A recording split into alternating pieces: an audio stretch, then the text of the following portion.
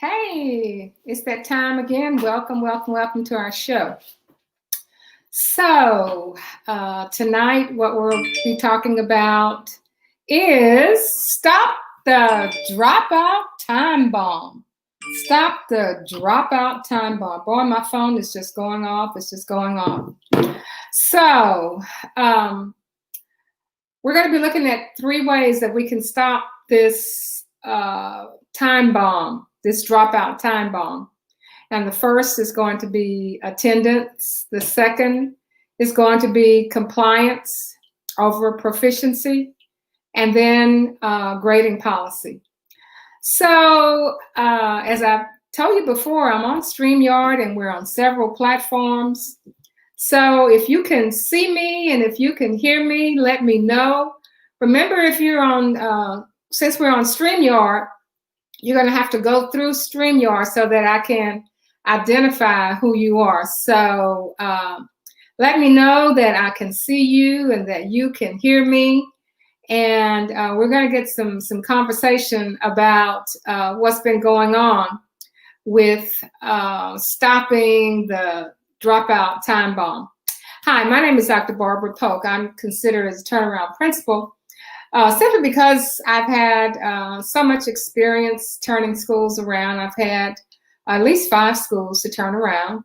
The main school that I had most of my experience at was a school that I was assigned to, and it was one of the lowest performing school districts in the state of Texas. Hey, Lydia. It was one of the lowest performing school districts in the state of Texas, and I was chosen by the Texas Education Agency after I left that school, and after that school made its turnaround. And while I was there, it never returned to that low performing status. It became a school that was known for its success. It was a school where nobody wanted to go to, into a school where everybody wanted to go. And we just had to turn people around because we just couldn't accept anymore. We had developed the capacity of our teachers and our administrators, and that's the kind of school that we had. We want a school that everybody wants to go to, a school that will be a success. I've also been a part of the Harvard Graduate School of Education, where we looked at those schools that were low performing and found ways to get them to sustain. So here we are tonight. And we're talking about dropouts. So you say, well, what does dropouts have to do with anything? We're in COVID. Well, let me tell you. Let's just go back and do a little brief history. All right. So back in March, schools closed.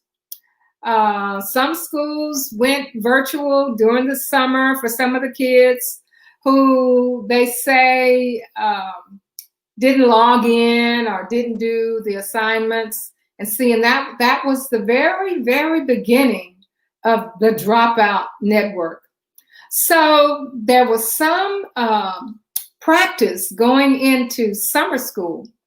That's when teachers actually got an opportunity to put their hands on computer programs, the learning networks, to help students who had to stay home, but they needed their credit. That was the first time that we did that. So that was a change.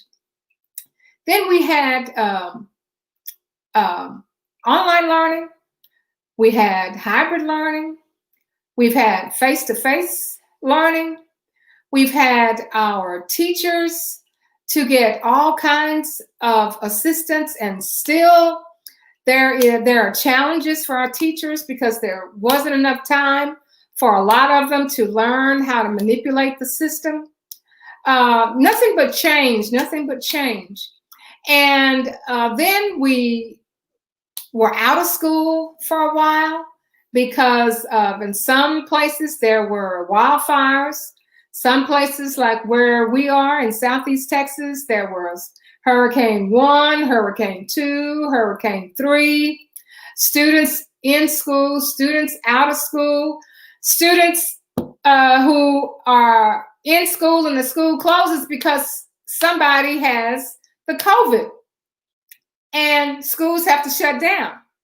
We have some schools that are shut down right now because of COVID. So it's change after change after change. And teachers and administrators are doing a fantastic job learning how to address all of these changes, doing the best that they can with what they know. They are learning as they're going along. So it's really been a change. It's been a change for families, of course. With the COVID-19 and with our essential workers, with people losing their jobs, with children staying at home, trying to go online by themselves, doing the best they can do with what they have. It's been a challenge. It's been a challenge. So why am I saying all of this? I'm saying all of this to say that everybody has made the adjustment for the change. Teachers have made adjustments. Principals have made adjustments. Parents, administrators, superintendents have all made changes. But we still are holding on to some of the old ways that's causing dropouts. And the first way, number one, the first way is attendance. The reason that we may have dropouts is because of attendance. That's right. Do you know, according to Douglas Reeves, whose article I'm reporting to you about, he says there are about 60% of high school students that are going to fail by the end of the first semester. That's by the end of 2020. It's saying that there's research that shows that at least 60% of our high schoolers are going to drop out. And one of the main reasons is attendance. And that attendance issue is that 90-10%. That's 10% unexcused absences, and you just automatically lose credit. So what can we do about that? We know that there are some issues with attendance. We know that we still have kids couch surfing. They're going from house to house. They're going from apartment to apartment. They have some who got their devices, were in one house one night, another house the other night, can't find the devices stolen. I mean, all kinds of stuff. But if they do not log in, which is basically having your butt in a seat, which is the old way, then you don't get credit. You don't get credit. So how is it that we can change everything else to go along with the COVID, to make adjustments for the COVID, but then when it comes to attendance, our policies are going to have to stay in place. They're going to have to stay that way. So what Douglas Reeves is saying, let's take a look at that. Isn't there a better way for us to be able to help these students who have these 10 unexcused absences? Isn't there a way we can help those students? Because after all, our job is not for students to be marked absent and for us to fail them. That's not our job. That's not what we're here for. As educators, we're here to help students. But that, according to Reeves, is one of a big problem, and that is attendance. Now, remember, if we get kids, especially those ninth graders, okay? Especially the ninth graders. Now, all of them are important, but especially the ninth grader.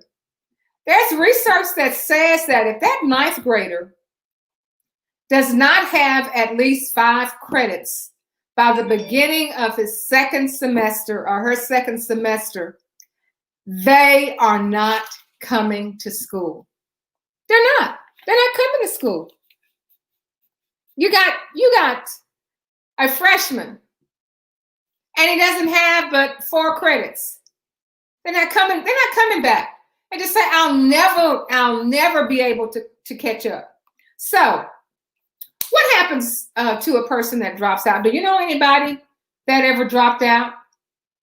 Did you drop out? Did you have a sibling to drop out? You know what that does to those students psychologically. But what about the community? First of all, the unemployment rate increases when you have students who have dropped out of school, when you have a dropout. Dropouts cause unemployment. That's right, because they didn't have enough skills to be able to give to an employer. So it's the unemployment cycle. They may be able to do something manual, but how long? How long are we going to be able to just have a shovel and dig a ditch and think that that's going to sustain us? The other thing is that it's going to be poverty. If you have dropouts who don't have an education, that means that when they do have families, they can't provide for them at the same level as a person who graduated from high school. That's just a statistical fact. So that causes poverty. We're talking about dropping out at 9th grade, okay? We also are talking about healthcare. So if the student drops out of school, that means that they don't have all the knowledge and all the information that it takes for them to make good choices about eating, about exercise, about their brain power, about reading. That's a healthcare issue. I'm not finished yet. The dropout has a greater opportunity of joining the criminal justice system. Yeah. They're a recruit. They are a recruit. They're recruiters. They're recruiting. Okay, you're a high school dropout. Look at the criminal justice system. Look at the percentage of those that are in the criminal justice system who were dropouts. The data is there. I don't have to make it up. Douglas Reeves didn't have to make it up. It's there. And that 9th grader who drops out is going to be unemployable. His skills are minimal. His skills or her skills are minimal. And the legislature and the board of trustees and the superintendents and the teachers and the community, they have done fantastic jobs with going and having the technical schools, technical classes, everything that a student would need in order to be successful if they stay in school. If they stay in school. And you know that 9th grader who drops out of school, they say, well, why don't you just come back? What are the chances? What are the chances? The chances are between slim and none. So you'll get maybe 1 or 2, but what do the statistics look like for those that dropped out at 9th grade and they decide they're going to come back? Okay. So the second thing that needs to be considered that's causing, according to Reeves, that's causing the dropout is compliance over proficiency. Now, what do you mean by that, Dr. Pope? Compliance over proficiency.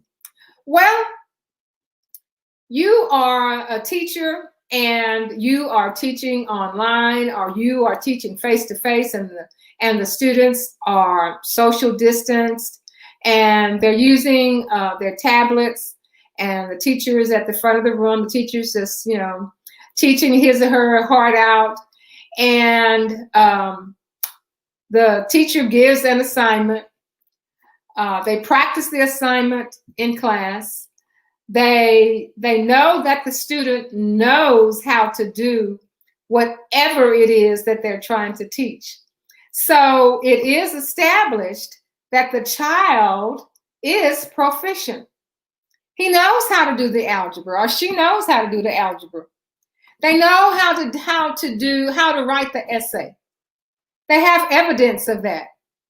But the problem is that they didn't turn their assignment in for the teacher to give them a grade. So what's the big deal? What's the big deal?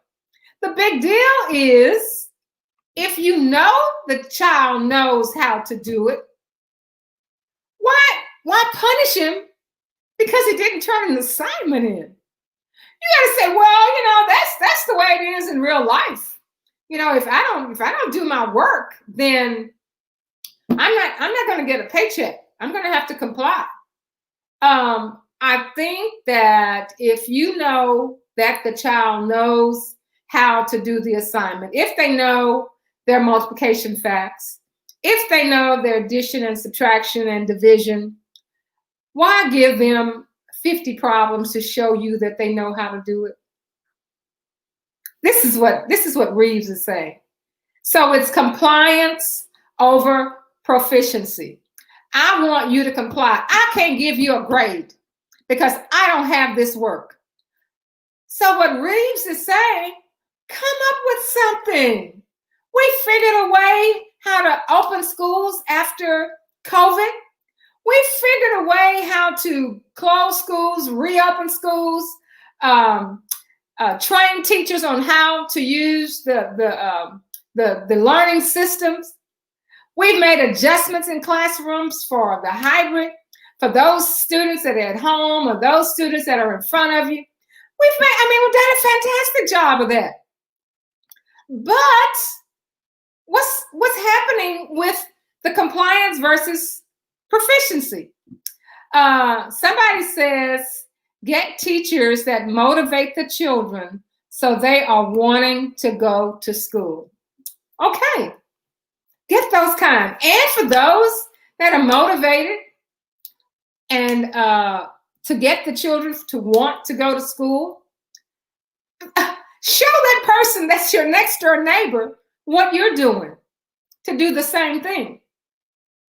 Get with your principal and say, well, can we do something on our campus to make sure that we are closing the gaps for all of these kids who are overcoming all of these issues that we're all in the midst of overcoming, so that we don't have this big, massive failure of high school kids at the end of the first semester.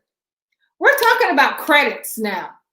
We're not talking about pre-K, K through 5, K through 8. We're talking about credits. And according to Reeves, this is going to be a time bomb. Now, I did a little tongue-in-cheek example about this. And it's like, when you do your physical time bomb. Some of you do your time bomb and everybody, runs out of the room. So, whoo, what was that? But then you have others with their physical time bombs. They're quiet. Nobody knows where it came from. But all of a sudden, it just permeates the space.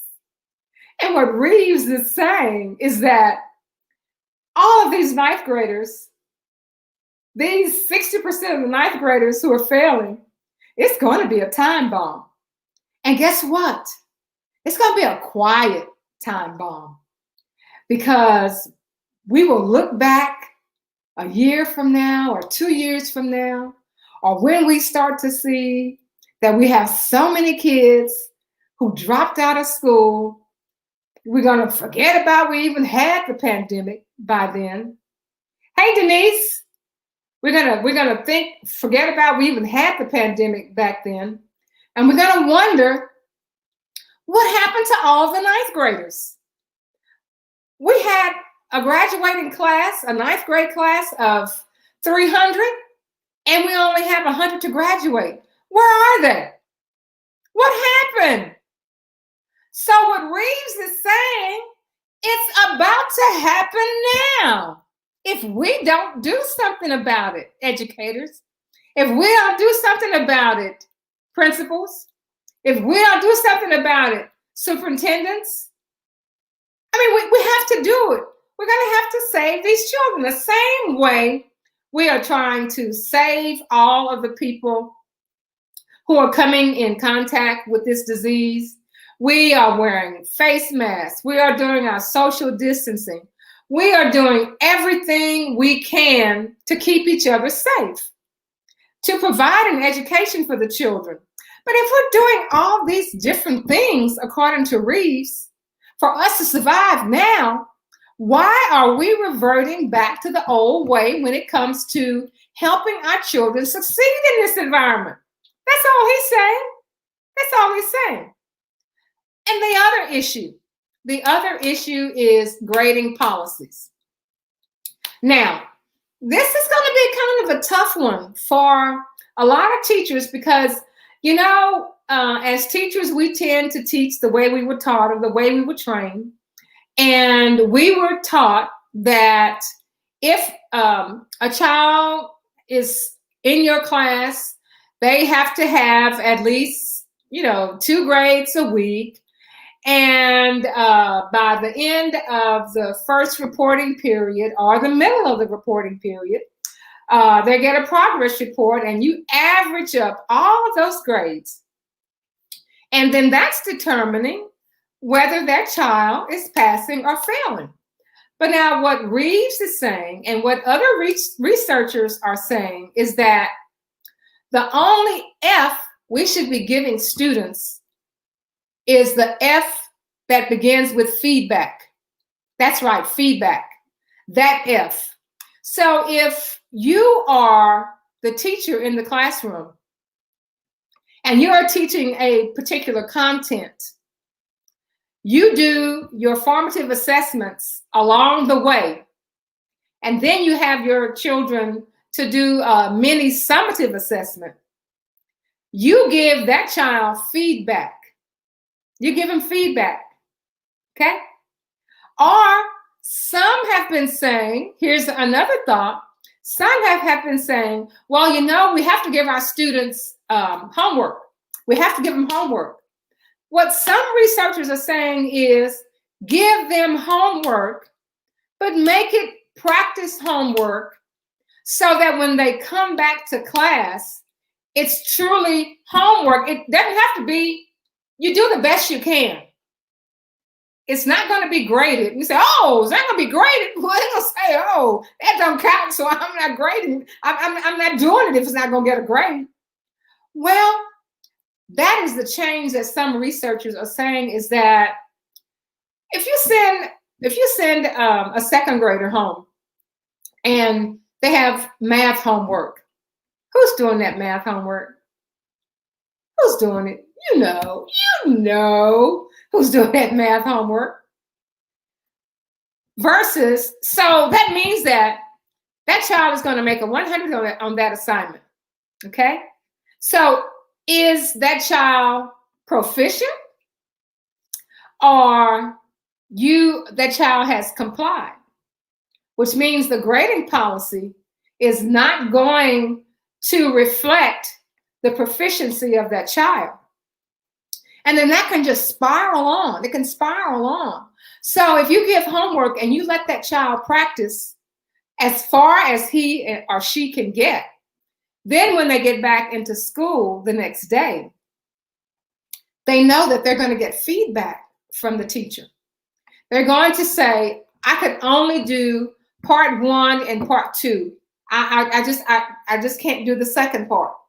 Or if you have a child to write an essay and the child comes back or the high school student comes back and they said, I could only do the introductory paragraph. I couldn't get any further than that. Will there be, some game playing with this? Of course, there will be. I mean, with every situation, you're going to have some people to take advantage of it. But if your culture starts to change, and if your students understand that they're going to get feedback, they're going to get taught, they're going to get help if there is a situation that they just don't understand, then all of a sudden the game playing is going to stop because they're going to see that that teacher is really trying to help them and trying to make sure that they are proficient. So as far as grading policies are concerned, They're saying, look at that child. Instead of giving that child a 45 at the beginning when he or she really didn't know, and then, hey, Sandra Gale, and then at the end or the middle of that reporting period, he's at a 75. Don't punish him with that 45. He's proficient at that 75. That's what Reeves is saying. That's what the research is saying. And that's a different way of thinking. So Douglas Reeves, in his article, he's saying, let's take the opportunity that we have now. Let's take this chance where everything else is changing. Why not let us go on and change education right now, where it's actually going to help the students and not punish the students? And of course, when you are looking at your children of color, where the proficiency rate is the lowest, but we are doing nothing to help those students, we are giving them an F. And remember, the only F we need to be giving is feedback. That's the F. That's what's going to help our children succeed. That's how they're going to get passing grades. So what we're looking at tonight is that we're going to stop the dropout time bomb. We have to. Otherwise, we're going to smell this down the road. And the three things, according to Douglas Reeves, that's going to cause this time bomb, this dropout time bomb, is we need to make some adjustments on that 10 unexcused absences, no credit. We're talking about high school. He's saying that we need to have proficiency over compliance. That is, if you know a child knows how to complete a task, if he knows how to complete the formula, that child is proficient. Don't punish him because he didn't turn an assignment in. And the thinking is, I have to have an assignment in order to give a grade. If the grade is low, if it's medium, if it's high, he's saying there has to be another way. And this is the time to do it when we're in the midst of all of this change. And then the last thing he's saying is, look at our grading policies. Look at our grading policies. And the children who need it the most are our children in poverty, our children of color. It's a different way of thinking. It's a different way of thinking. Teachers have their meetings on Zoom. Teachers are teaching online. Everybody has changed. We're wearing face masks. Everything has changed. We're social distancing. It's changing. So why are we doing the same old thing with our education when it comes to attendance, when it comes to grading, and when it comes to turning assignments in? Can there be another way? Can there be another way? What he's saying right now is, y'all, let's stop this time bomb of dropouts because it's going to hit us. I know you say, well, we don't know where all those kids are. We're not going to go look for those kids. We've done the best we can. Sandra Gale says, yes, remember the students in lower grades are dependent on parents to actively monitor what you can't see. You won't give a parent a bad grade for lax parenting, okay? So what we have to do is just practice proficiency. Our focus today is those high school kids that are on the verge of dropping out because they are all, at least 60% of them across the United States are failing. And they're failing because they have 10 or more unexcused absences. They're failing because they're not turning assignments in. And they're failing because of the grading policies, according to Reeves. So What do you think about that? What do you think about that? Um, I think that's something that we should consider. I think that should be a discussion on your campus. I think Douglas Reeves and all of his cohorts have done the research, and I think he's yelling out to us as educators that we need to stop the dropout time bomb, because it's coming. But we have a chance. We have a little small window right now where we can make some changes. Nobody wants to give students anything. And forget about that end